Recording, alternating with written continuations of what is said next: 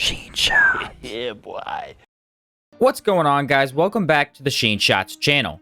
A while back, I did a video on the Weapon Master and covered what might be considered the best attack skills in Outward. Today, I want to cover the Specialist instead. This is a skill tree of sorts that can be accessed by building the arena in New Sirocco. You will need to get the Combat Academy upgrade for this arena, rather than the training grounds. If this doesn't make any sense to you, then just read the details of the upgrades as you buy them. They list everything required for building and what you can gain from it. The Combat Academy upgrade gives you access to Justin Garnett, the Specialist Trainer. He will teach you highly specialized passive skills that massively increase the effectiveness of one part of your combat. What do I mean by this? Well, basically these passives are so good that they also come with a drawback. You can max out your physical damage, but it decreases your elemental damage. You can dodge further, but it increases how much stamina you use upon doing so. You will absolutely not want to take all of these, as it could weaken you rather than help you. However, taking one or two of them could solidify your character's build into a particular style of combat, making you OP in that area.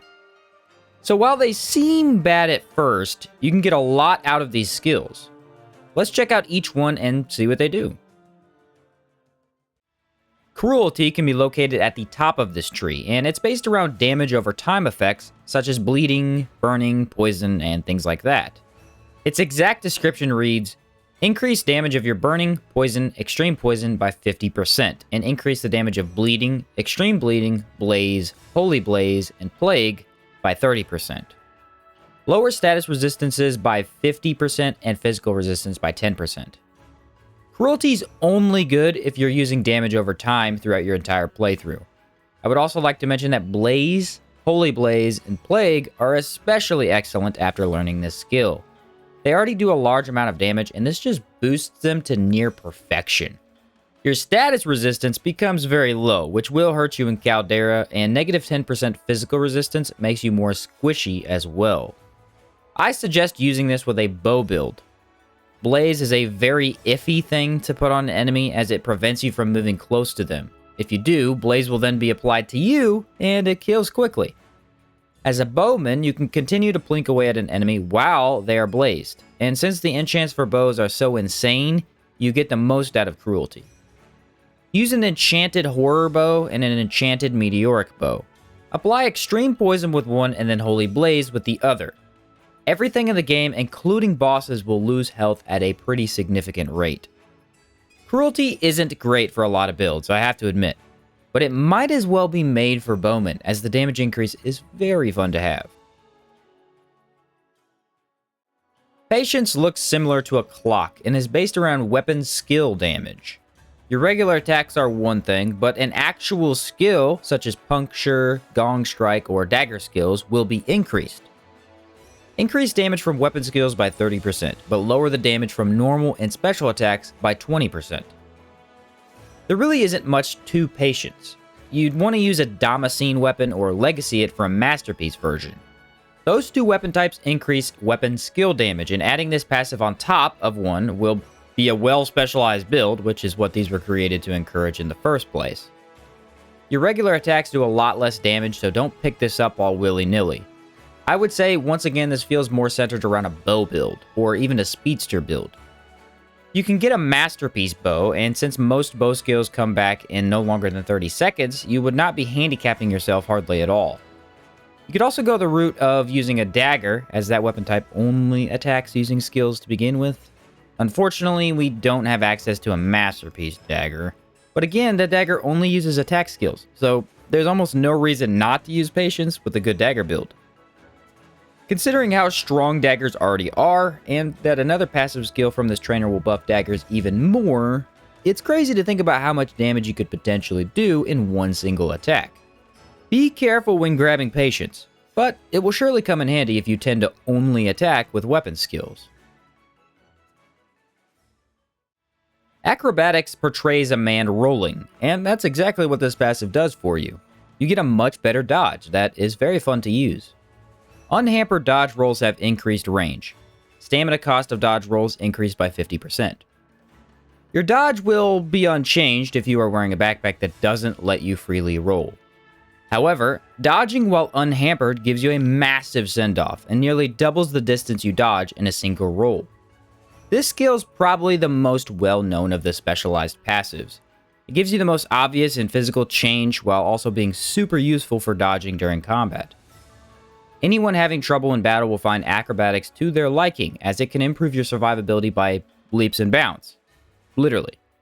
One major issue with this passive, though, is that it increases the stamina cost of rolls by 50%. Any sort of tanky build will be demolished by this, and I highly recommend you skip Acrobatics if you went that direction. Acrobatics encourages players to not spam dodge, even though it looks cool doing so.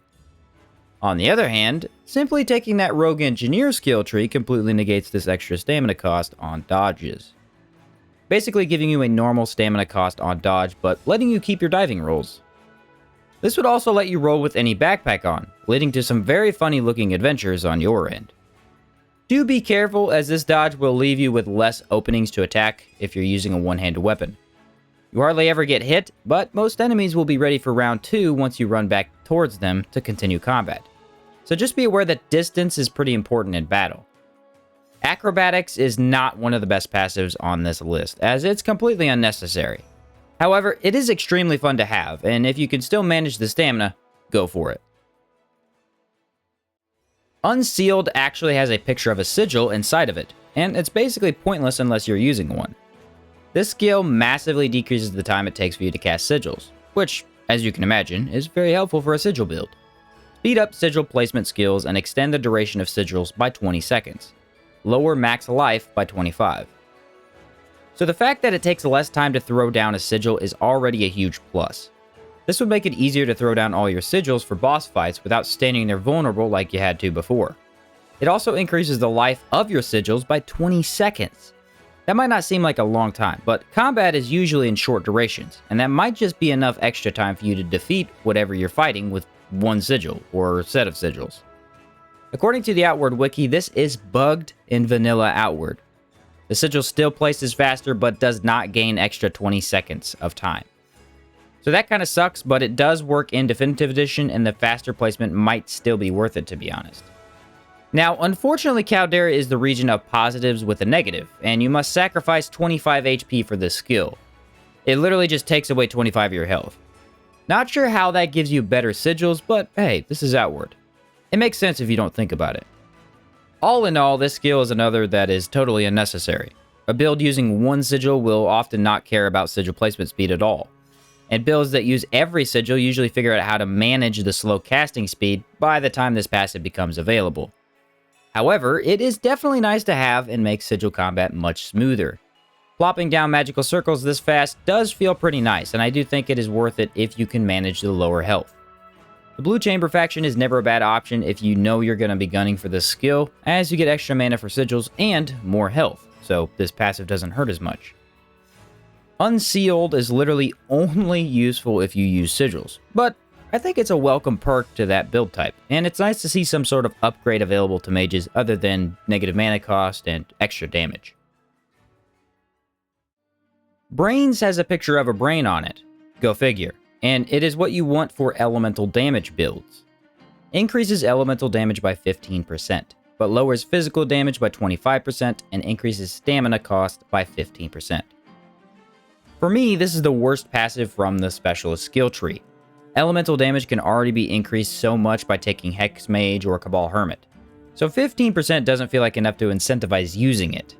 Then add in the fact that you won't do very much physical damage and your stamina gets hurt. I'm a solid believer that stamina is what matters most in Outward, so I do not enjoy anything that increases how much I use at one time. However, there's definitely a pretty good benefit if you take Brains and use a weapon without physical damage. Radiant Wolf Sword, Scepter of the Cruel Priest, and those Toki Bakasit Knuckles that don't actually deal any physical damage at all. So this skill would in fact be highly beneficial, as it would increase the power output of those elemental-specific weapons. Again, I don't like the hurt stamina, but 15% isn't all that much if you really think about it. Probably take this skill if you're using Scepter of the Cruel Priest. With Brains, Corruption at 75%, and Horror Armor, you could swing a literal Mace of Death that outputs more damage than most sources in Outward. So Brains definitely can be used to create a powerful build, and this is another passive centered toward mages. And most magic users stay away from physical damage anyhow, and prefer the elemental powers instead.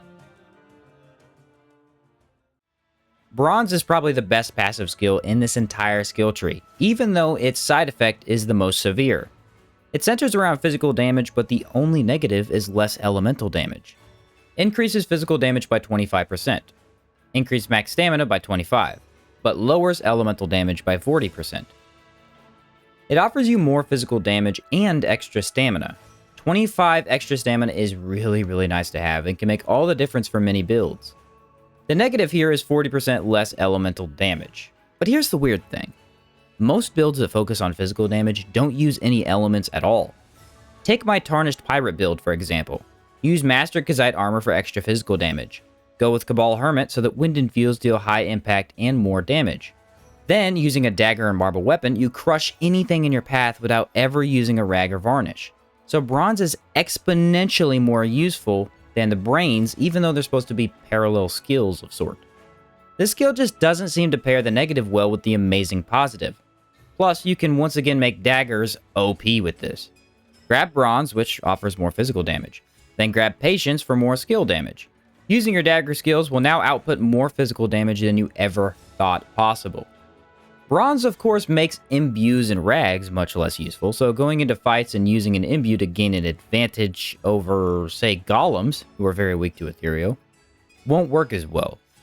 This probably comes into effect more when looking at bows and daggers, as builds focusing on main hand weapons will probably take the weapon specialist instead.